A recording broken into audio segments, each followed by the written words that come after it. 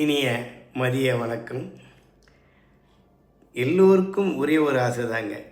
விழி கிடைக்குமா, அந்த விழியின் மூலியமால் விடை கிடைக்குமா, குருநாதரின் சன்னதியில் நமக்கு ஒரு இடம் கிடைக்குமா. நாம் பிறந்த இந்த மண்ணை நமக்கு எத்தனை செல்வங்கள் இருந்தாலும் வாழ்க்கையில் நமக்கு கிடைத்த மிகப்பெரிய பாக்கியம் அடுத்த பிறவியில் மனித பிறவி எடுக்க வேண்டும். நிறைய தான தர்மங்களை செய்ய வேண்டும். எல்லா சாஸ்திரங்களும் அறிந்து அதன்படி நடக்க வேண்டும். எல்லோருக்கும் தர்மம் செய்ய வேண்டும். தனக்கு மிஞ்சியது தான் தர்மம். இது மகாபெரியவர் அழகாக சொல்லியிருக்கார்.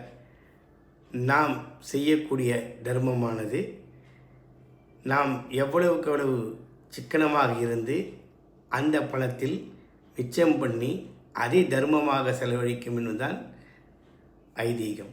நிறைய பேர் வேறு விதமாக புரிஞ்சிருக்காங்க. அர்த்தம் இதுதான்.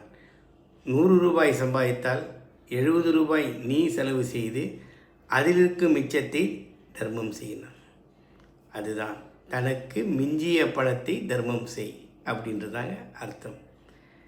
சில பேர் தவறுதலாக புரிந்து கொண்டு யாருக்கும் அதை தவறாகவே சொல்லிக் கொடுத்து கொண்டிருக்கிறார்கள். மகாபெரியவருடைய இந்த அற்புதமான வழியில் நான் இருக்கிறேன் என்றால் நான் ஒரு மிகப்பெரிய பாக்கியசாலியாக நினைக்கிறேன். என்னிடம் எதுவும் இல்லை, இருந்தால் கொடுத்து விடுவேன். ஏனென்றால் எனக்கு மிஞ்சியது எதுவும் எனக்கு தேவையில்லை. அது தர்ம வழியில் இறைவனுடைய அருட்பார்வையில் என்னுடைய தேக ஆரோக்கியத்திற்கு நல்லது செய்ய வேண்டும் என்று தோணினால் அந்த அற்புதமான அத்தனை விஷயங்களையும் உண்ண உணவு, உடுக்க உடை, இருக்க இருப்பிடம், கல்வி, இப்படி என்னென்னலாம் நம்மளால் செய்ய முடியுமோ நம்மக்கிட்ட இருக்கிற விஷயத்தை நமக்கு போக மீதியை மற்றவர்களுக்கு கொடுத்து சந்தோஷப்பட்டால் இறைவன் உன்னுடைய நடவடிக்கையை பார்க்கிறான் என்று அர்த்தம்.